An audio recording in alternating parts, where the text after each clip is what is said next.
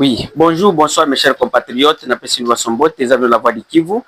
Et nous allons le 2 mai 2025. Nous allons vendredi. Nayepo, naya pour préciser population congolaise sur la situation qui se passe à l'est de la République du Congo et partout en RDC. Bato belé depuis le bibutu, babandai ko benga ngai, ko tuna ngala voix du Kivu yebisa biso.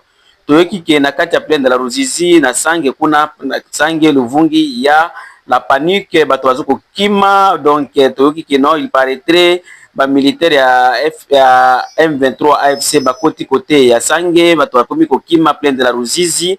Alors tout ça je les ai dit non, attendez que j'appelle les gens qui sont dans la plaine de Ruzizi. Je viens de parler avec la population qui sont à Sange. La situation est toujours calme et ce sont des FARDC et les Wazalendo qui contrôlent toujours la zone. Donc, la situation est calme. Seulement là où il y avait un peu de problèmes le matin, ils allaient à Kiliba. Kiliba, ils allaient à 12 km au nord de la ville d'Ouvira. Nakati ya Nzela RN5, comme c'est Nzela au Kende Bukavu. Nde esika bazalendo il y a deux groupes, donc groupe ya Meshaki na groupe ya Nyerere. Vraiment babandaki ko potana pona gestion ya mboka. Donc mutu na mutu azoli na yende akonza a diriger mboka Kiliba, ba taxi ya Kiliba bande ko perceptionner ba taxi nini makambo wana nde bazoko welela, mais la situation est revenue normale au calme parce que ba sage déjà mboka bengisi bango bisako que non tout on a besoin ya bino bo potana te parce que ezali ya ennemi lobi na ngo bokoki ko zanga sika ko kimela awa soki munguna aye ko kotela bino botika baje wana ya kobanda kubunda parce que vous êtes tous des Congolais, vous êtes tous des enfants de ce pays. Ce qui tobimi na Kiliba bandeko na ngai, autre situation que nous avons ezali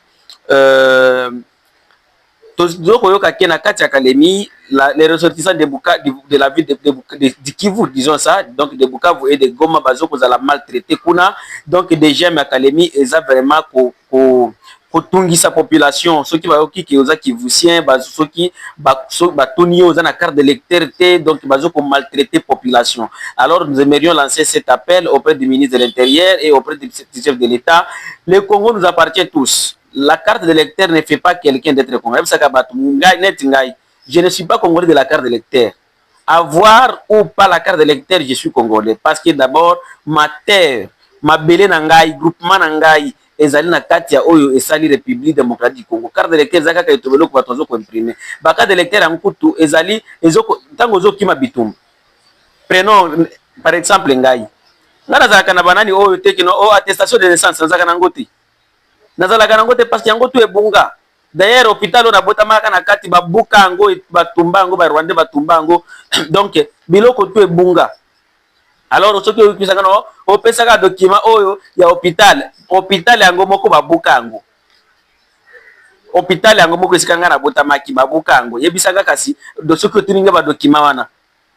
Est-ce que vous savez qu'à l'est, surtout dans des territoires en conflit là, comprenons Uvira Fizi, il y a des parcelles où bato zakalisu na ba documenté. Donc biloko bato bando sala tango bozo kima bokundia ngona kati ya mabele bino bokimi. Alors botika kotungisa bato. Chef de l'État tala ndeko yango tozoloba ozo ko veiller te pour la cohésion nationale parce qu'il y a des histoires que bato azo ko sala surtout au port de Kalemi, au port de Kalemi. Donc les Kalemiar ceux qui va Kalemiar ndio babenga kabango boye bakebino pe boyaka na Kivu. Soki bo traiter mabe bande ko na bino na période ya bitumba. Soki tango kime kokota bino pe bokoya na Uvira te.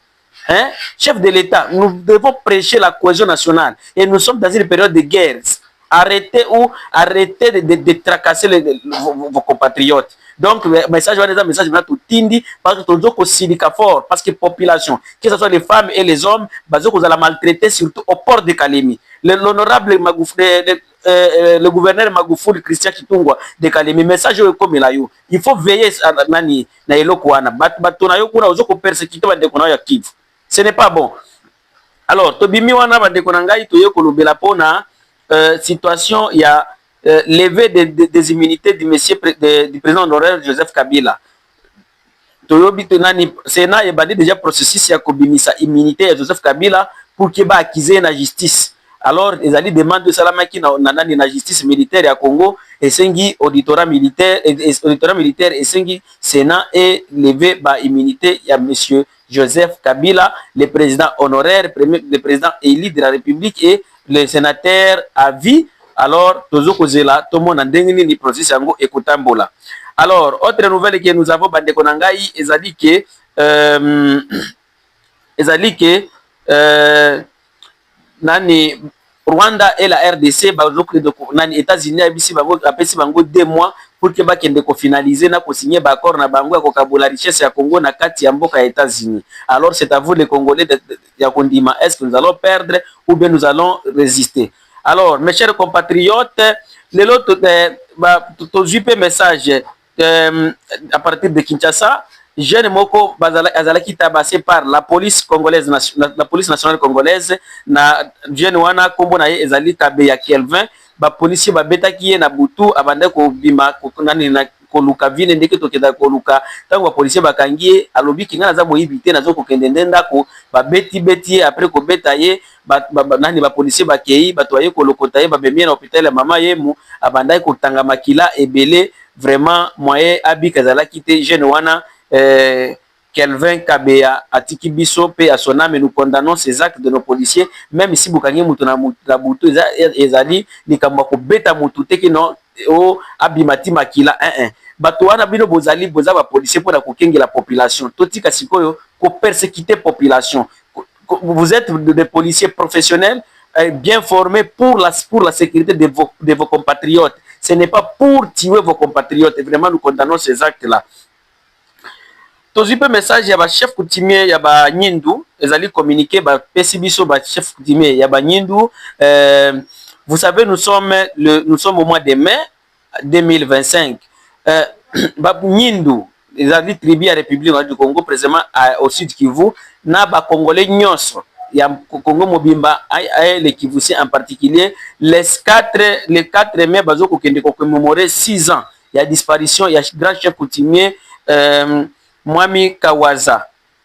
Mwami Kawaza oyo ba Rwandais ya Gumino Turaneo babomaki na date na mukolo ya le 4 mai 2019 na kati ya wenze ya Kwanda Obelwa na kati ya groupement Balala Nord dans le secteur de Tanganyika, territoire de Fizi, dans les hauts plateaux. Alors, pour rappel, Mwami Kawaza azalaki Mwami ya Banyindu na kati ya localité ya Lwelela Akanyura. Alors, tant ezaki jour ya wenze ayaki na kati ya wenze, alors les leaders de Banyamulenge, ils se sont compromis pour dire que non, il faut pas éliminer. Après wana azalaki le fese Maurungurende azalaki leader du groupe armé Turaneo de Banyamulenge babengaki Mwami Kawaza bamimaki à quelques mètres na wenze ya nani Wanda Obelwa. Après bandai ko betaye, après ko betaye balongolaka ye mino devant la population, devant tout le monde, ezalaki secrète que no boena boye, donc ba betaka makasi ti balongoli ye mino par force jusqu'à ce que Mwami Kawaza akufaka. Alors il faut que bossa nate que no Mwami Kawaza mort na ye ezali pe à la base ya ko amplifier bitumba oyo ezali na kati ya o et moyen plateau du territoire de Fisuvira et mwenga précisément à Minembwe. Donc c'est comme ça mes chers frères, mes chers compatriotes, c'est votre humble serviteur, la voix du Kivu, la voix des sans voix. Notre numéro de téléphone est appuyé de 143 85 88 0830. Et pour aller terminer, nous avons une information il faut tout le monde ça.